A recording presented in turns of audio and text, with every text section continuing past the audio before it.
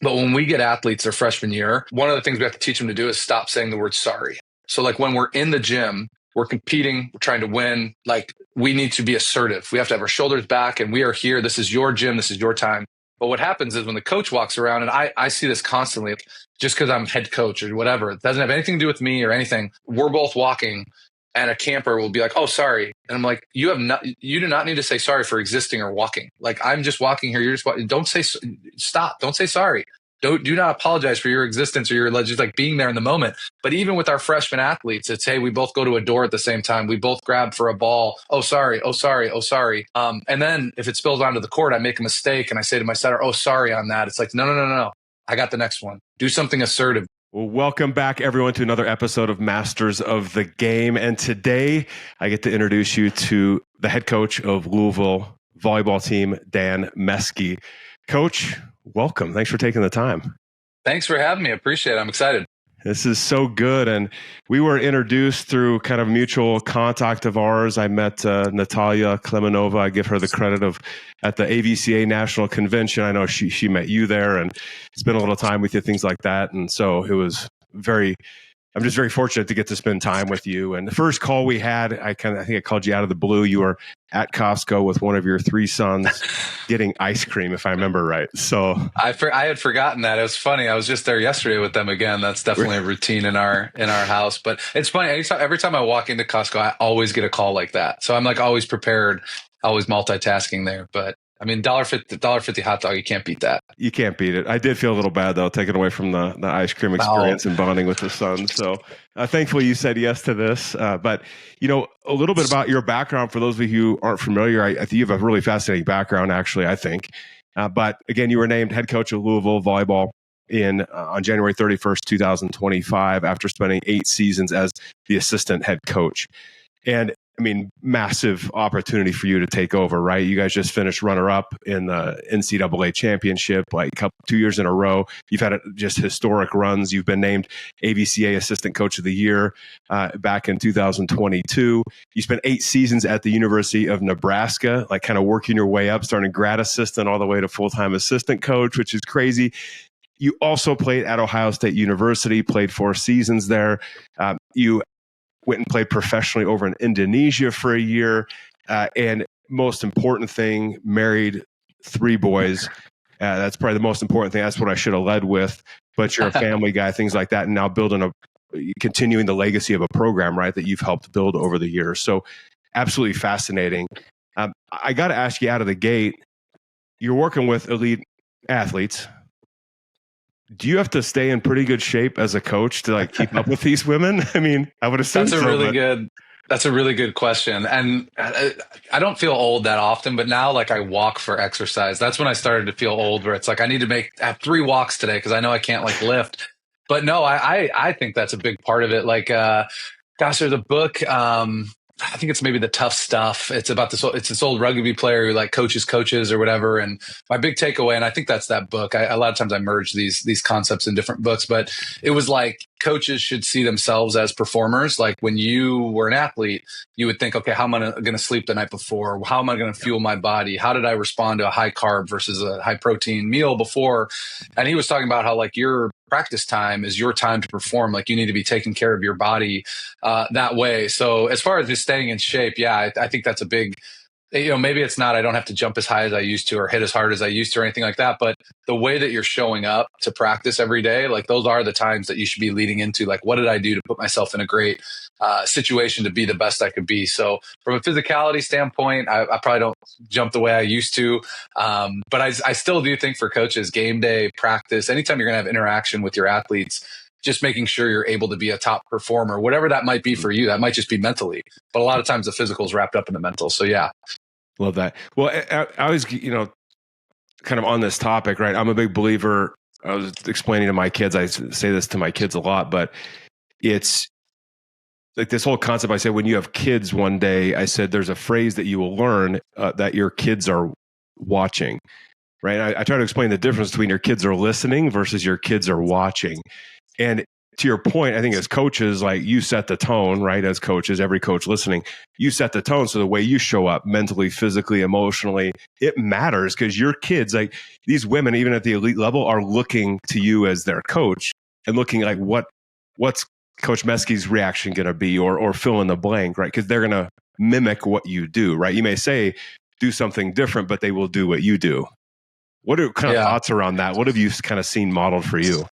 Yeah, there's so many different ways I could go with the kid thing. And the initial thing I thought with my kids too is like, again, it's how we show up, and they're going to model kind of what they learn from us. But I learned pretty early with my kids that it's like important for them to learn that like we lose. And like, I'm fortunate to have a profession where like you can click on a link and find out we lost. Like we lost, like we prepped all week and then we lost. And how are we going to respond to that? What are we doing next week to improve on that?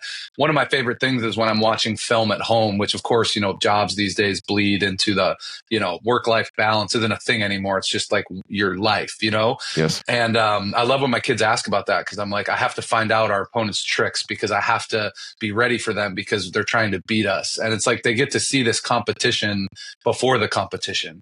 And so for me, those are the big lessons that I'm trying to lead with my kids of like, it's not just showing up on game day. Like, yeah, it's fun to come to the game and sit in the stands and see what we do, but they get to see the process of like, this was a lot of hard work. And even with the hard work, sometimes I still lose.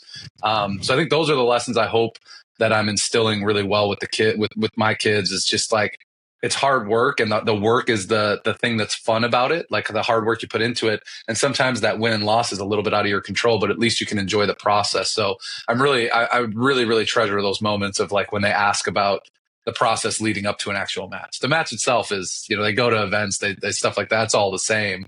Yes. But to be able to see that, I think is cool with my kids. That's a great point, because we often, I think, sometimes forget the amount of work that goes into a relatively short match. In the grand scheme of things, I know they can be a couple hours long, but the amount of work put in each week to get to that match is like significantly different. It's not like you're prepping an hour for a 2-3 hour match. It's significant. Well, it's hard work too. And it's like, I could stay on the kids subject for a while, but even in recruiting now, one of the things we'll ask with recruiting is like, what's your least favorite chore? And you'll be surprised how many athletes would be like, I don't really know. I play sports and I have so much time. I don't really have chores. And it's not that we're looking for the hardest one. We're looking for like, what's developed grit in your life. Another thing we ask recruits is, what's the hardest thing you've gone through in your life? And before COVID in 2020, not many athletes had great answers to that, because again, you have a short life and hopefully nothing tragic has happened to you. Yes. But you get to see what we start to label as this was hard. This was how, and then you get to, the more important part is, how did you process that? Do you take accountability, or do you talk about all the things that were out of your control in this hard moment? But I actually think, since COVID, everybody's had this big event that's happened, and that was hard for everyone. So everyone's walked through a difficult situation, whether you were, your graduation 8th grade year was remote, or you lost the entire year, or, friends, moved away, or whatever it might have been. I think that's developed a lot of resiliency and grit in the next generation that we're seeing. It manifests in different ways because of social media and how everything's trying to get our attention. But I do think this generation's pretty gritty and resilient compared to, when I was a younger coach. So this is interesting, because the number one complaint I hear from coaches is these kids can't handle adversity. and we're talking generationally, right? And that's the comment. And there's, every situation is different, right? Of kind of the context behind some of those comments and things like that. So it's interesting for me to hear kind of your perspective, which is opposite of that. I have the luxury of recruiting. Okay. So I am sympathetic or empathetic to the thought that, high school coaches have their crop of tryouts and they have to pick from who they have. For us recruiting, I do think, we were talking about my young boys. One of the things I do better than coach volleyball is teach kids to ride bikes. All of my kids rode bikes when they were 2 years old, when they were in diapers, before they could talk. And we would push them up a hill in the grass. I've got this whole method. We could do a whole nother podcast on that. But the first thing you learn when you start going on a bike is that what you look at is where you go. So it's just like when you're riding a motorcycle, and even when you're driving, wherever you look at is where you'll naturally drift to. And to me, that's a metaphor for how we develop our rosters. It's like what I'm focusing on is what my roster is going to become. And if I'm focused on the fact that this generation's super gritty and resilient, you're going to be people that are that way are going to be attracted to that. So I do understand the fact that we recruit, and the roster that I'm blessed to get to work with is the roster that we've put together, and the way that we communicate, the way we recruit, I do think attracts athletes that are very resilient and very gritty, because we talk about how we get there, and we have a process of kind of identifying like, man, that's a really gritty experience that they went, that developed grit in them. And, or they're really primed to develop that in college because of, the things that they've done. So, again, I do think what the saying is what you appreciate appreciates. I do think what we look at, what we focus on is what, naturally we go towards. So again, recruiting, I know for high school coaches, I don't want to hear from high school coaches like, yeah, but I get that I get to recruit them. All right. With high school coaches, maybe there's a non-gritty or non-resilient kid or two in the mix. And then I think, again, not getting too much on a tangent, but that's where I think peer pressure is really good. If you have the right roster and the right culture, peer pressure is actually a good thing, because I think it kind of snuffs out the non-accountability and the resiliency that's not there. Like if you have the right kids and you've got one outlier, they typically fall in line. That's a great point. I mean, end of the day, it's right. How do we set the tone as coaches, just as human beings, right? Again, I know we're talking a lot of coaching right now, but at the end of the day, as human beings, it's like we set the tone, right? And I love that whole focus of like that whole attraction thing, right? And sometimes it's like woo-woo, but it's like, no, it's like we set a standard, we looked for the standard, and all of a sudden the standard shows up and we're like, wow, like what happened? It's like, well, it's because you were looking for the standard, right? And holding people accountable to that. And so I think it's a huge piece to this. I think I love the questions you ask though, because end of the day, do you think it's important to talk about some of those gritty moments, the adversity, to bring that up and talk about it like with the team or with individual players, to set that tone to be like, this is what you're going to experience. It's normal. It's part of the process. Or do you take a different approach to that? Well, if you're talking about like our day-to-day experience with our roster, I do think one thing that helps build our culture is like really celebrating those moments. One thing I've learned, we get asked about culture a lot. And one thing I've learned with culture is that you can't make assumptions that everybody knows what's going on. So when these great moments of grittiness or resiliency happen, you can't assume that the entire team noticed that, or that they labeled that as like, man, that was really impressive, or that was really hard what they just did. So we're really big about celebrating and really slowing things down and breaking those things down for the group. For us, a specific example of that would be something as simple as like, a server coming in at 15-15 and getting a 2-point run, which puts us up 17-15, and then we win by 2. And it's like, hey, you guys might not have noticed, but whoever it was, Sally didn't play the entire match. She comes in at 15 all and scores 2 points. And then we end up winning the second set, which for me won the match, because then we won in 3 or whatever it was. But it's like a lot of people would have glossed that over, and just they're so focused on what's my checklist here? What am I doing? They didn't realize like, man, that was so gritty what she just did.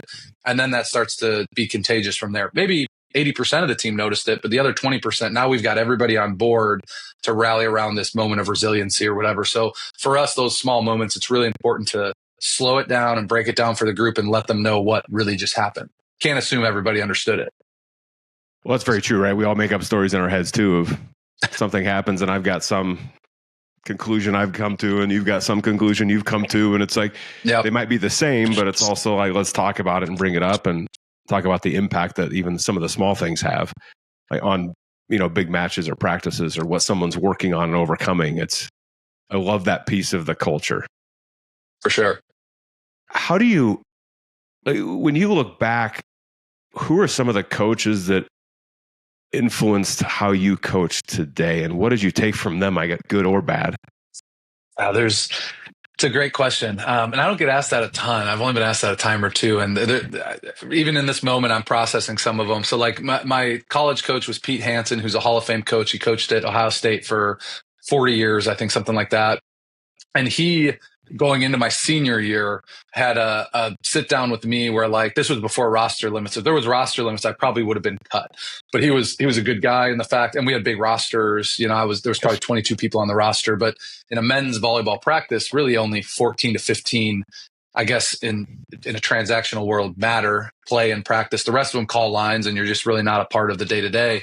Well, I was starting to become one of those players, and he brought me in and was like, hey, you're going into your senior year. the team likes you, but just from an on-court standpoint, we just don't see a future for what you've done. And this was before my summer.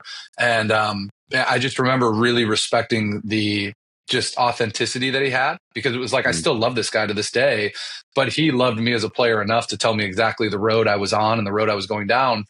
And had it not been for that conversation, I pivoted that summer and had this great summer. And I actually carved out a starting role for half the season until I got hurt and became, the most memorable time in my career. But there's no way I would have done that had he not been like, hey, the road you're going down, this is what's going to happen.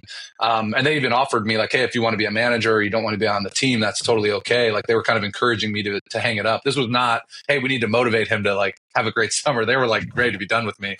And so I really respected that authenticity. And I've taken that because I felt more love in that moment than had he been like, hey, man, going into your senior year. All right, we'll see. Like he told me how it was. So I really respected that. Yes. Another thing, like tough love. I remember my club coach, Dave Bear, he's the club director at Milwaukee Sting, but he like kicked me out of a practice once when I was a captain on the team, and I was finding my leadership role, but I was pretty snippy, and I had a lot of growing up to do. And I remember he was the first one to like kick me out of a practice and not let me weasel my way out of it. And again, I respected like the authority of just like, hey, the team is more important than the individual. So the coaches more stick out to me that really were just, again, authentic, and they were just very like, this is how the group is going to function. And so I've modeled a lot of my coaching after that. It's got to be a little bit scary to have some of those conversations, right? I don't like confrontation. I don't know if you do, but I'm not most people I've met are not huge fans of confrontation, right? We all know those people. I am, though. Are you? I am, because to me, like, delayed confrontation just escalates the emotion. And so like, if we put this off, because that's a natural tendency for a lot of people, is to put this off, and maybe it'll kind of tone down, but it really doesn't tone down. It just gets kind of Band-Aid. It's still there. There's just a Band-Aid on it. So for me, anytime I feel that, I run towards it. So like a very classic thing, I think a lot of people that I interact with on a day-to-day basis, if I get a text message that's more than like 3 lines, you'll probably see my name come up as a FaceTime. Like, all right, hold on. There's some emotion behind this text. I'm going to FaceTime this person. Or better yet, if I can meet with them in person, we're going to meet. Because we're not going to go back and forth on this text thing for an hour or a couple days, or what did you mean by that? We're just, hey, again, we have 3 rules in our program: be on time, tell the truth, and P2P. P2P means person to person interaction. And I think if you live by those rules, it really helps with that conflict resolution, more importantly. And so for me, nobody loves conflict, but I do run towards it if I feel it, because delayed conflict to me is way worse than walking through it in the moment. It grows quickly and out of control, quite quickly too. Again, we all make up these stories of what people are thinking. It's interesting that communication-wise too, I love that perspective, because text, email, anything written can be so misinterpreted, right? I remember one time always is, right? I sent an email. It's one of those chains where it's like, hey, everybody respond, and there's like 20 people on, right? Somebody's adding their colors and all this sort of stuff. And I remember I got called into this is about way long ago, called into my boss's office, and she goes, yeah, we got to talk about this email. And I'm like, what happened? And she goes, well, you responded in all caps. And I was like, so you were yelling. So I was yelling. And she goes, it's interpreted as like yelling. And I'm like, oh my gosh. But the point is not right or wrong. It's just be aware of the interpretations, right? And when you're speaking to someone, talking to someone, I love that approach. Yeah. Get somebody on FaceTime. At least I can see their face and have a conversation. Text is. I'm not immune to it either. I was telling my wife like a week ago, I get bombarded with 2 things in my inbox. I get a lot of chain mail, or, for leadership things or whatever it might be. Because I did my master's in leadership development as well. So like my email has to be tied to like a lot of different leadership institutes and leadership opportunities and all this stuff. So I get a lot of those that are very like, mass emails. And then I get obviously recruiting emails. So anything that seems like a mass email from recruits, I just delete right away, because it's a mass email and it's very obvious. To me, there's no personal touch there. And then anything leadership wise doesn't say volleyball or isn't like personalized, I just unsubscribe, or I say kindly unsubscribe me from this. And so I did that once. This was like a week ago, and it must have been right from the guy or something, but it didn't say volleyball and it didn't have my name on it. And he had this really snarky response back, and it like stuck with me. I was like, oh man, like why? And the whole day I was just like, again, but it's through email. It could have just been like, oh, it's fine. But I didn't know because we didn't talk or whatever. So But anyways, that's another tip to get an email read by a coach is like have the word volleyball in there or have like their first name or make it personalized. So those mass emails are countless. So true. So, okay, let's talk about this real quick because recruiting, massive. Everybody wants to be recruited. But how do you stand out? Because there's so much social media stuff. There's so much video footage now that, I didn't, not to sound like an 85-year-old man, but like back in the day, we didn't have a lot of that stuff, right? And so it's almost overwhelming. So if I'm trying to play at University of Louisville and I want to get your attention, how do I stand out amongst all the noise? Yeah. It's a great question. There's so many different answers to that. I think one of the most valuable currencies we have now is time and attention, obviously, because we're just bombarded with so much trying to grab our attention. But from the time perspective, for us, still in-person camp experiences are still really important. But then the flip side of that is like your time is so valuable because you can only do so many of those. So for us, we say recruiting, we've got a lot of interest in people that have a lot of interest in us. But then that list has narrowed for Louisville, being a perennial top 5 program. And, a lot of high school coaches, I stole this from Russ Rose back when he was winning national championships at Penn State. But he used to say to high school coaches when they would recommend a player, it's like, if this isn't the best player you've ever coached, she probably can't play here. And it's kind of like a tongue-in-cheek way of saying like the list that improves us is really, really, really small. Now, the list that can kind of hang in our gym, that list is much bigger. But when we're recruiting, we're trying to improve. We're not trying to kind of stay where we're at. So that list becomes smaller and smaller when you've got, we were talking before about our great players in our program and Anna DeBeer and Elena Scott, these generational talents. We're trying to improve the roster. So it's not just that you're in her league. How can you maybe improve us? How can you be a little bit better than that? And that list becomes very, very small. So again, I do think time is really important. If you have a good support system, somebody that can make calls, because again, as recruits, you're tied by some rules of actually communicating. You have to kind of find out some interest before you can actually talk person to person. So do you have a recruiting coordinator who's good at kind of letting you know what level you should be looking at, or a recruiting coordinator that'll reach out and say, hey, is she at that level, and be able to communicate that to you like, hey, yeah, you're in the ballpark, or hey, we need to kind of shift our focus to these types of schools because, again, you only have so much time. So sticking out for Louisville, very, very difficult. If I were to give you metrics, I mean, you got to be able to grab the rim if you're a hitter, and you got to be just hyper elite if you're a back row player, just from a skill standpoint. You got to be one of the best passers to come to your region in a long time, which is very hard to do. Very true.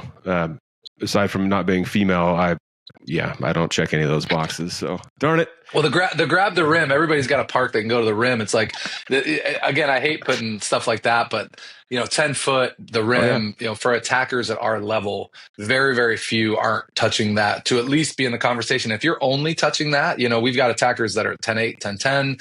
If you're only at 10, you've got to have, Anna DeBeer was at 10, 10-1, but she had one of the most elite arms I had ever seen. Excuse me, I had ever seen. Yes. So it's not enough just to touch that. You've also got to be elite in some other different ways. Yes, absolutely. How do you provide feedback to players in a way where they take it as constructive and not detrimental? Because a lot of times when I've received feedback, right, where I start putting the wall up, I get frustrated. I'm like, what the heck? They're not seeing how good I am, all this sort of stuff, right? But feedback can be taken different ways by players.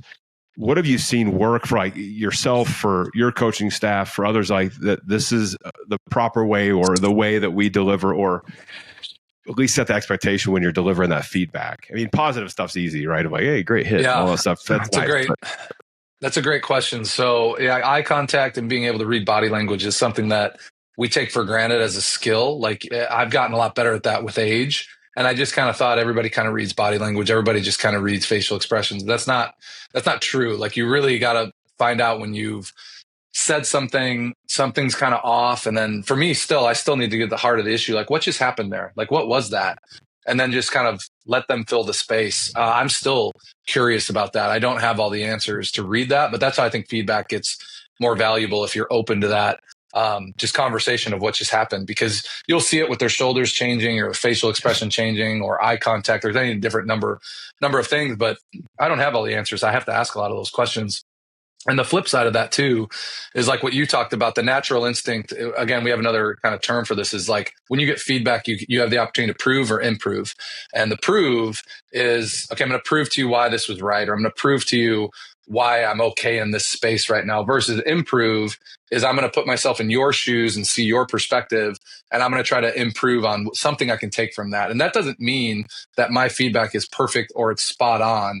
But if you're open to my feedback, then you're open to an improvement, even if it's just of our relationship and conversation. I don't have to be right in my feedback for you to be open to improving.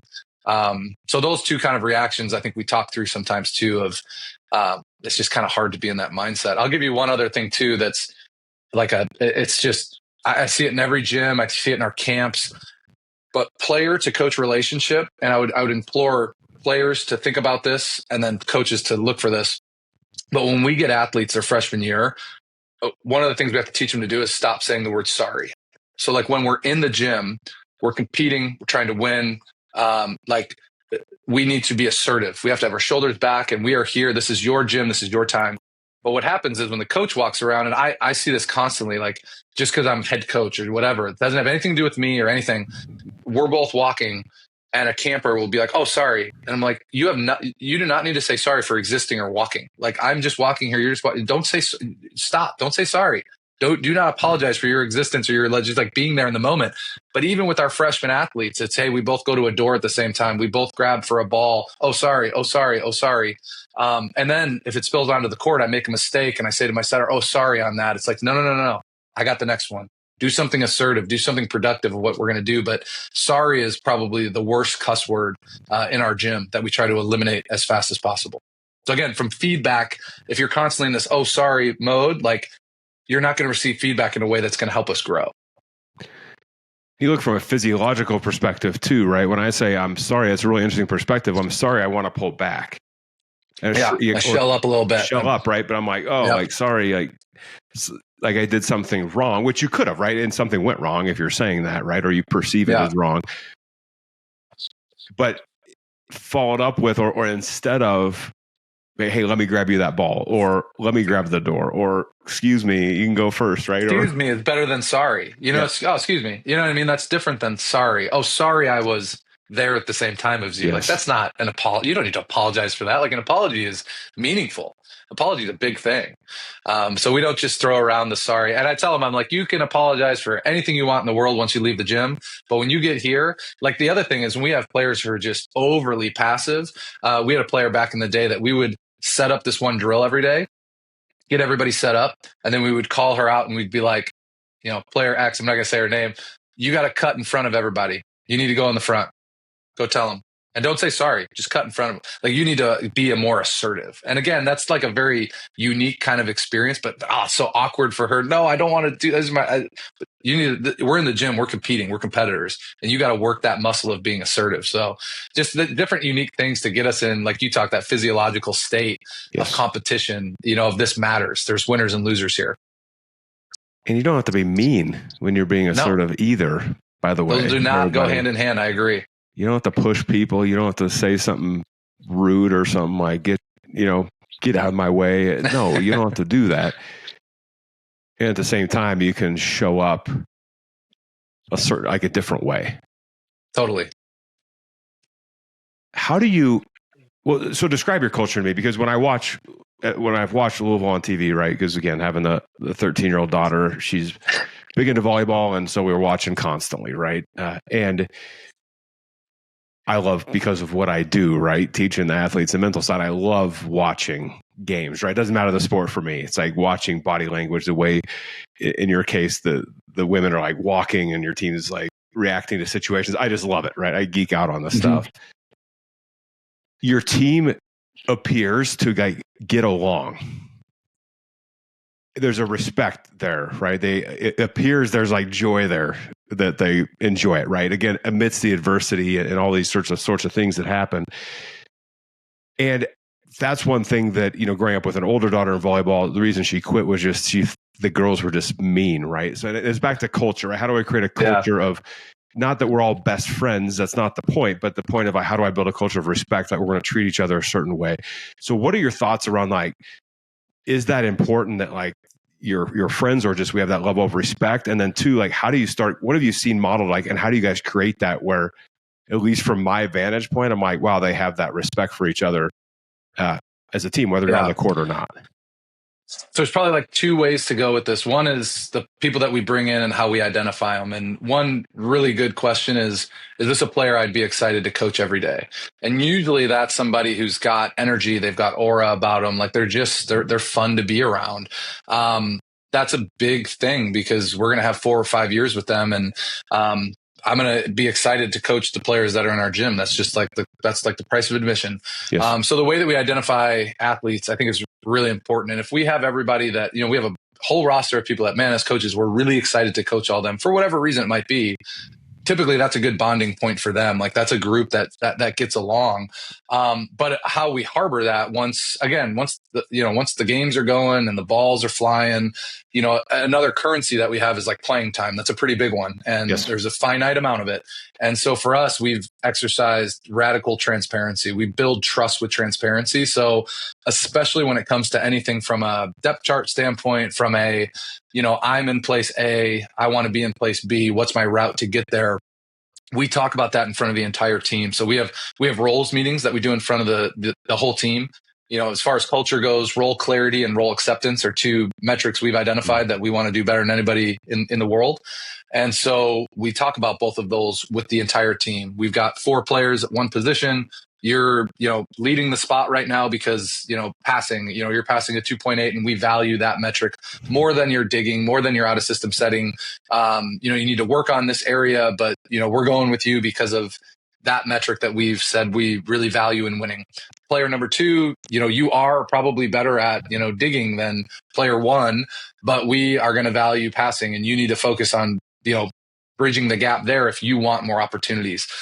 Player 3, you could focus on, your passing number and trying to close the gap, but that's going to be really hard. Like that's a long way to go. So you might want to focus on, your serving, because there's a serving sub role that's an opportunity to get on the court and you're right in the mix with that. So I might invest my time there if you want to get on the court. And then player 4, you could go either way on this. It's probably more of the serving sub, but maybe you're a younger player and you've got a couple of years. Your role is, when I look at you down on the bench, you should be the person who's having the most fun. Like people need to, and so we go through the role and the expectation of everybody in front of everybody so that when that conversation's done, if they disagree with it, they know who to come to. It's like, we'll go talk to Dan. He just explained it to everybody. So there's not, hey, Dan told me that I should be doing this, but I'm doing that. And so now why am I like, there's no more conversations that have to happen about assumptions of why things might be happening or decisions might be getting made. It builds a lot of trust. That's a great point. And I know it takes a lot of time to do that, right? And you've chosen to. It doesn't take as much time as you think. It takes courage, in my opinion. It's like the conflict thing. It's not a meeting that you're like, well, it's weird. For me now, I do look forward to those meetings. I've got them circled on the calendar because I know it's like a spark for the fire. It's like, I know that this meeting is going to everybody's going to know what's going on, and they might not love what they hear, but everybody's on the same page. So I look forward to them. But I think in your early days, you might dread them because it's conflict with 16 people, or it's difficult conversation with 16 people in front of 16 people. But as you start to see the value they have, I look forward to them. I just laughed. I knew we'd get along. Again, for everybody listening, right, and watching, you don't have to. It's not like you wake up every day, hop out of bed and, skip downstairs because I get to have like a tough conversation today. Like, it's not that there's a level of enjoyment that has to come with this stuff, but there's a level of courage that when you have it, you accelerate the growth of that individual, right? Or your team and of the group. Yeah. And of the group, right? So looking at that differently. So one thing you keyed on that I think is super important. I want your perspective on this. A lot of times, sometimes in these conversations, right, you get a lot of, just keep working harder. And that doesn't help, in my opinion, right? I think it's too generic. There's nothing I can grab onto as an athlete, right? You seem, when you're having these conversations and your coaching staff too, it strikes me as more specific. So to your point, if I want to get in the serving mix to be that serving specialist on the court, this is specifically what you need to work on to do that. I guess, is that true? And then how do you look at kind of some of these generic statements we use, but getting very tactical specific? It's funny, and everybody can coach the way they want to coach, but when you're like, you just keep working hard, keep working, you got to work a little harder. I've never said that to an athlete. I was just thinking about that. I was like, I never said that. What I would be more apt to say is like, you two guys are really close, or you two gals are really close, and I'm going to have to make a decision, and it's going to feel unfair to one of you, but I'm going to have to make that decision. And until you guys make it to where like there is no decision, it's very clear, it's just going to be on me. And I know it's going to feel unfair to one of you, but we're just going to go with that decision. And so just owning the fact that it's going to be a hard decision. I don't expect you to agree with it or whatever, but I want you to know that I don't know what the right decision is, but I do need to make one. I'm the head coach. I can't just not make this decision. Yes. So I would be more apt to saying that, because to me, when you say that to a player and you say, you just got to keep working harder, that's the player that maybe has the argument to start or to get more opportunities, but they're not. Maybe your team's winning. It's like, why am I going to I'm not going to mess with winning right now. Yes. To me, it's more important to be like, it probably feels unfair right now, and I empathize with why that is. But for the greater group of the team, we're winning right now. I like the vibe that we have, and your turn's going to come, and it might be this year, it might be next, and it's going to be really hard. Like walking through, it's going to be really hard. And we probably have that conversation. A lot of times that conversation, that might happen in front of the team quarterly, like every 2 months, because we do our roles meeting, once every 2 months, but we're doing position meetings once a week. And a lot of times that's where the position coach can really come in and walk them through how hard that situation is and let them know, like, we're all aware of how hard this is on you, and we're all really impressed with how you're handling it. Yes. And I don't know what the timeline is, but you gotta believe this is going to pay off. That's really hard. That's really hard as an assistant. That's where, when you have a great staff, everybody's they got their position groups fired up. You may not love your role, but as you have that role clarity and role acceptance, you can still strive for more. It's okay. You can still be a superstar in your role, but want more. Yes. Yeah, you don't have to accept where you're at as long as you put in the work and get specific to do that, right? Yeah. Like you did your senior year of college too. And there you go. It paid off. I didn't love the role they shaped for me, but I sure knew what it was gonna be. And they were pretty clear about that. Didn't like the trajectory. It was interesting. Kirsten, I had Kirsten Bernthal Booth on, a while ago now, and she told a story similar to this too, of she had a DS who wanted a shot at the libero role. First of all, give me your opinion on this. Is it libero or libero? Yeah, you could get 5 different answers. I call them bros. And if I say the full name, I usually call it libero. All right. So, the bros. I hate when people call it lib. That's my one. I just do not like lib. I like bros way better. Way better. At the AVCA convention, that's how I started my talk. I had about an hour breakout session, and it was like 98% of the room was libero. And this contention from New York was like, it's libero, and here's why. And I'm like, let it go. So let's just go with bros from here on out, everybody. But anyway, she told a story about a DS wanted a shot at libero, and she had to have an honest conversation about just this person's leadership on the court. Like, unfortunately, it's not going to happen. And this person ended up leaving, she said, and went to a different school, left on great terms, but became like an all-conference libero at another school. But it was just that honesty, and again, leading with a good heart of, like, most coaches I know, at least, they really actually care about players. They may not communicate the best, but they actually do care. Well, that's where we get in trouble, though, is what you're talking about. We care so much that we don't want to give them bad news or give them news we know that they don't want.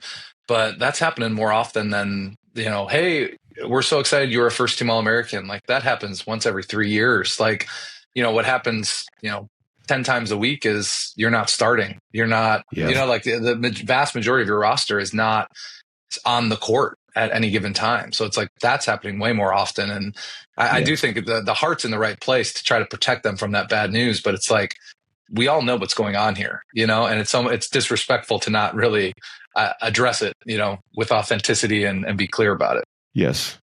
So true. Let me ask you this, because let's go back to senior year of college. They show you the path that you're going down, right? They give you that visual. You make a different decision, and you come across as a very driven individual.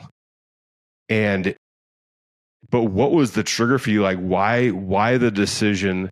Where did that drive come from? Where's your drive come from to this day? Well, I think my drive comes from, I'm the youngest of 4. And by a big age margin. So I remember growing up with like my closest brother, who's like 5-6 years older than me. And I'd always be like, one more. And so that's my drive of just competition. I love competition, and him never letting off. Like, he never let me win anything ever. Like, I knew he never, ever let me win anything. And that drove my competition to this day. But then, moving into the drive of that senior year and all that, I remember when I was at Ohio State on the women's side, and now that I'm in women's college volleyball, I have a better assessment of what was going on. I didn't follow the women's game at all when I was at Ohio State. But they had, Stacey Gordon was her name. She's from Canada, and she was the co-national player of the year for a team that did not make the Sweet 16. So Ohio State as a program, they struggled. And we used to play at 30 back in the day. So she was like 6 or 7 kills per set. 5'10", amazing arm. She was still to this day. And again, I was younger and I didn't have a coach's lens. She's still the best female volleyball player I've ever seen in person ever. She was just so impressive. I mean, she just dominated the game. And so I remember when they talked to me about that, I was like, could you imagine her complaining, oh, they're not playing me. Oh, they're not giving me a shot. Oh, they're not. Of course not. Everyone walks in and everyone knows she's the best player. And so that, to me, when they gave me that thought, I was just like, well, I need to make myself so obviously have to play, as opposed to what I fell into my first 3 years was like, that somebody makes an error and I'm sitting on the bench. I'm like, I could have done that. Why don't I get a shot to make an error? Like, he gets to make an error and then he stays in. I just had excuses and no accountability for anything. And then for my senior year, I took it the complete opposite way. I was like, if I make it to where there's just no reason I couldn't play, it's just so glaringly obvious, then I have to play. And it was from the women's team, because there was this player that was I just remember thinking, like, could they ever sit her? Like, of course not. Like, there's just no reason. And I was certainly not the Stacey Gordon of the men's team at that point, but I did put myself in a position where it was like, all right, it's clearly got to be you. Don't leave any, shred of doubt or whatever. But that was the kicker for me for my senior year. And that's what drove my summer. It's crazy. I was 21 years old and I added something like 5-6 inches on my vertical that summer. I mean, I was just obsessed with, you can't overlook me. It can't not be me. And it was really, again, the summer and the lead up was the reward. It wasn't the fact that I played more. That was so fun to be so driven for something. That's why I love college athletics, is we get to drive towards a new season every year. It's a great job. That's such a good story. So I want to kind of on that, right? So we're going after the things we want, and then ultimately we're going to face something's going wrong, right? And we make errors, we screw up, we do all these things, right? And that can start chipping away at confidence. How have you, like, personally for yourself, like, kept that confidence level where it needs to be, even if you're making errors? But then how do you coach your team and these women who are getting elite level, but they're going to make mistakes, they're going to get down, all these things are going to happen, but how do you keep that confidence level, like, critical? Because I think that's key, is like, confidence is everything, right? And if you shank 3 passes in a row, how do you still show up confident? Because it's easier said than done, I think. But what are your thoughts on that, and how do you coach it? I 100% agree that confidence is everything. And when we talked about our communication and feedback style earlier, I feel like everything that we say needs to build confidence. Like, if I say something and it's going to drop the shoulders or whatever, I have to deliver it in a different way. I can still get the message across, but my delivery can never shake confidence. But we almost have like a confidence pyramid, which, I'm not married to, but really conceptualize is confidence for me very well. And the base of the pyramid is past success. And that's hard if you're not on a winning team, but you can replicate that in the gym, whether it's easier serves or easier situations where you can feel confidence and slowly turn the dial up on difficulty. That goes to flow. Like, a flow state is when your challenges reach your abilities. That's when you're kind of in flow. Man, exactly what I'm capable of is exactly what I'm tasked with. Now I'm in flow and I'm not thinking. So to me, that's where confidence starts. After that, I think the other two, based on how you were brought up and what you value, can be interchangeable. But for me, I've seen most of the time, then it's self-talk. So it's like, what am I actually saying to myself? But again, I think past success is sometimes more important than self-talk, because I can fall back on this thing I can see. Yes. And then after that, the top of the pyramid, least important after all that, would be what others say to us. And that goes into culture and all of that. But again, I do think there's some players where others might be a little bit more important because we just value that team a little bit more. But for us, that confidence pyramid we've put on the board, we've explained to our players. That's why our practices are designed the way they're practiced. And that's why our language and what we say to each other and to ourselves is so important. That's why that's why we don't say sorry in the gym. Like, our self-talk is really important. We can't be in this passive state. We've got to be in an assertive, confident, courageous state. Because in 99.9% of the time, to your point, you can fall back on a past experience where you've overcome something, for example, right? Made an error and you made the adjustment, right? And you figured it out. And it's like remembering those things are such a critical piece to it. And I love that self-talk, right? I love the way you like phrase it too, of like that third element, which is what others say. Yes, we have a massive impact as coaches and we need to take that seriously. And as teammates, right? By the way, teammates. But at the same time, the way we talk to ourselves is way more important than what others say, right? We can seek that kind of recognition and, from our coaches and peers and all that sort of stuff. But at the end of the day, it's like, I know what I'm capable of, and I'm going to choose to tell myself that, like That's day important. In and day out. I agree. It's so undervalued to this day. So many questions, Dan. So many questions. I know we got a little bit of time left. Take me down memory lane a little bit. Again, played at Ohio State. You played overseas in Indonesia. From a playing days, what's one of the most memorable experiences you have? We're really heavy in the Ohio State, so I'll stay there, and it'll tie back into coaching. But I do remember after that, junior summer going to my senior year, I was neck and neck with another player, and it was me or him was going to start, and it was very close. And I remember my coach bringing us in, and we were about to play UC Irvine, who that year ended up winning the national championship. They were top 5 at the time. We were also very good. He said, we're going to start you on Friday, and then we're going to start the other guy on Saturday, and whoever plays better is going to start the season.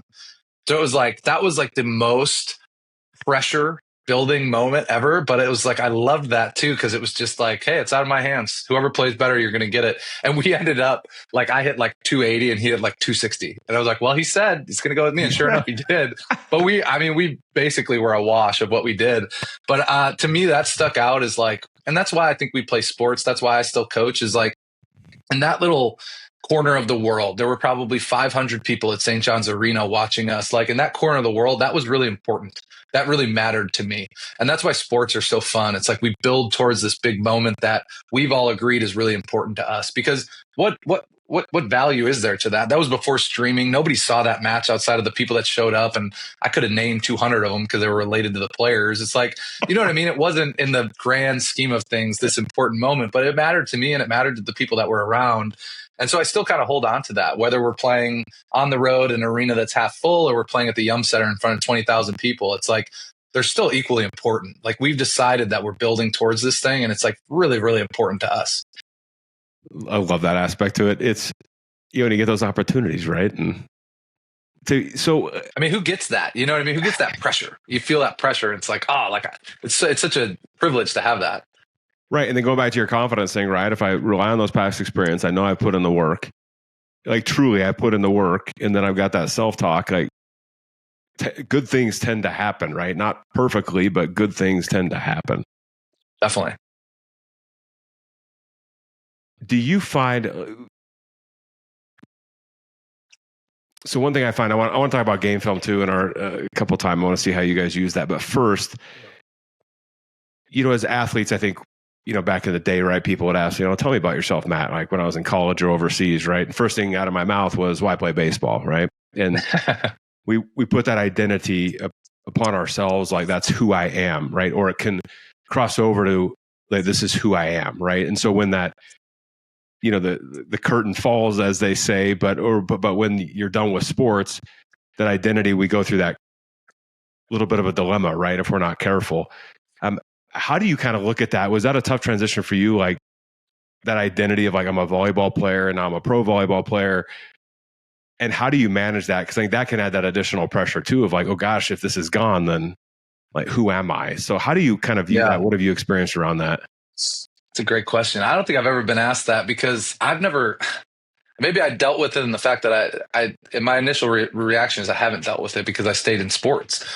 Like what I love about sports is, and maybe everybody's job has a rhythm to this of like, whether it's the end of the quarter or whatever, however you're being judged with sports, we always have this drive to the next season. And since I was since I can remember.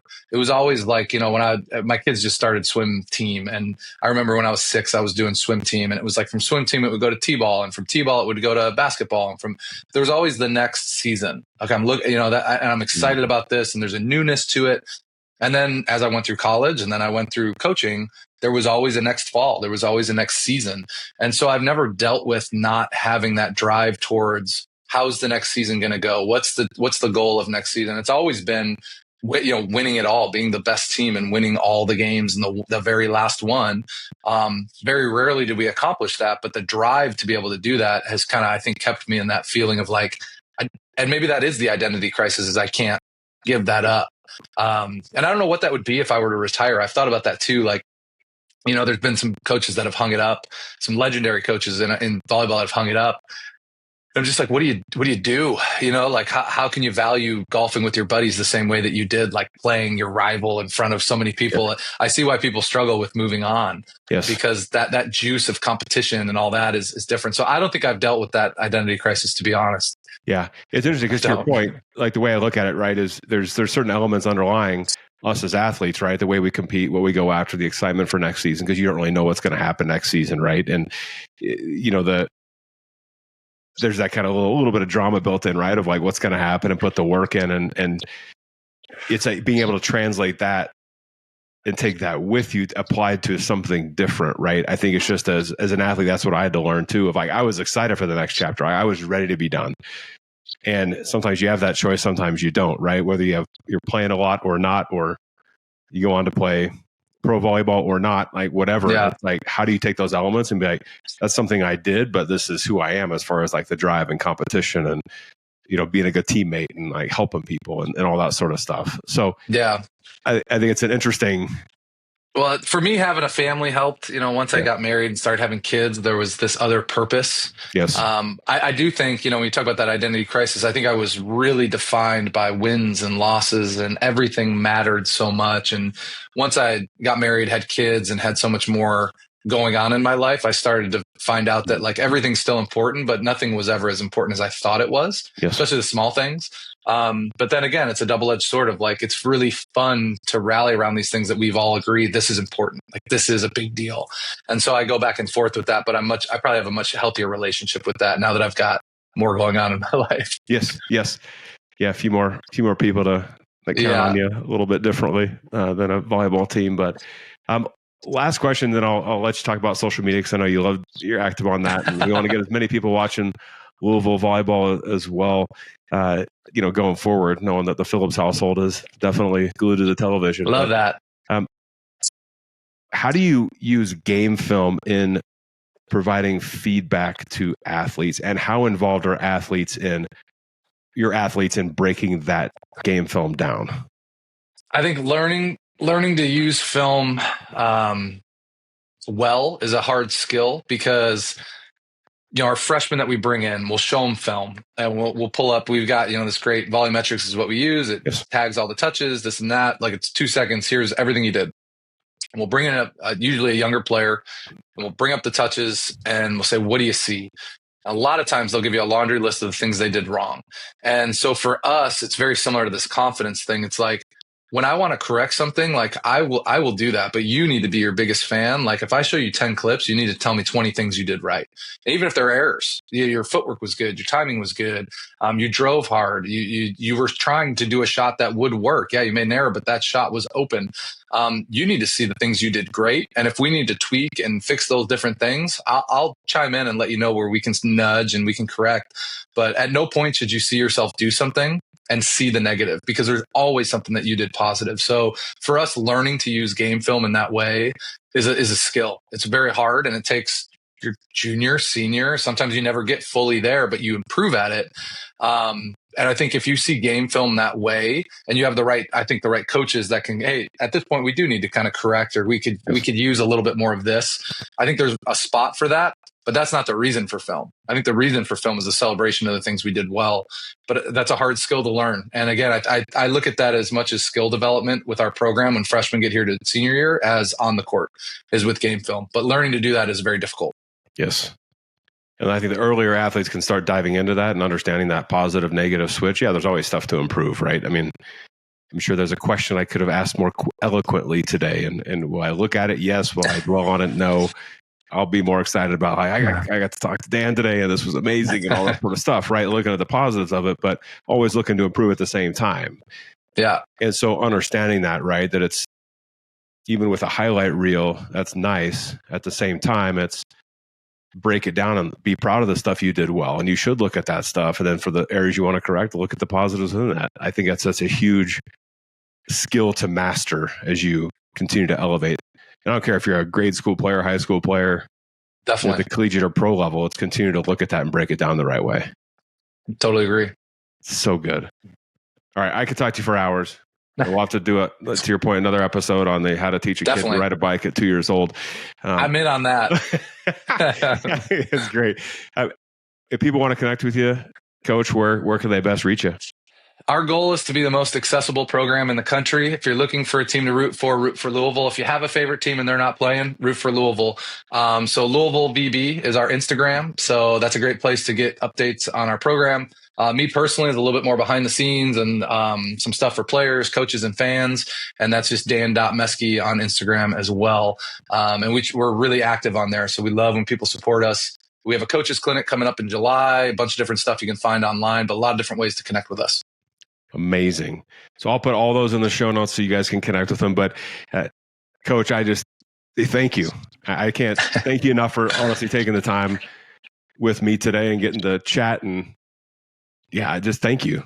I appreciate it. This was fun. Thanks a lot. And you threw some questions at me I hadn't heard in a while, so it was good. You've challenged me to see a couple different things as well. So thanks again. Good. Success right there. Well, we'll stand for a minute afterwards, but for all of you watching, listening right now, I want to thank you as well for being part of this Masters of the Game interview series. And I say this on every episode, right? But take one thing as an athlete, as a coach, as a business person, whatever role you fill as a parent, whatever, but take one thing that Coach Meske shared with you and just put it to action, right? It's the small things done consistently are going to get you where you want to go.